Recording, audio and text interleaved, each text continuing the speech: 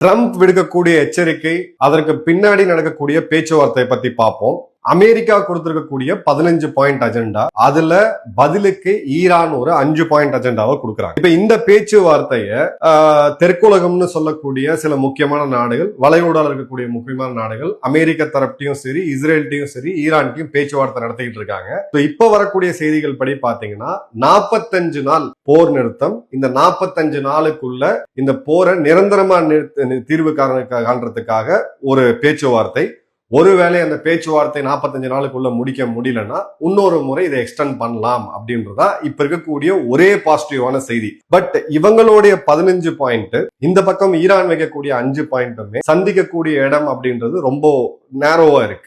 So இந்த பேச்சுவார்த்தை முடிவுக்கு வருமா, பாசிட்டிவா முடியுமா அப்படின்னு கேட்டீங்கன்னா இது ஒரு பெரிய கேள்விக்குறிதான். பட் அமெரிக்காவை பொறுத்த வரைக்கும் இந்த காஸ்ட் ஆஃப் வார அதிகப்படுத்தாம அதே சமயம் ஸ்ட்ரெயிட் ஆஃப் ஹார்மோஸை ஓபன் பண்ணி ஆயில் பிரஷரை கம்மி பண்றது அவங்களுக்கு வெற்றி.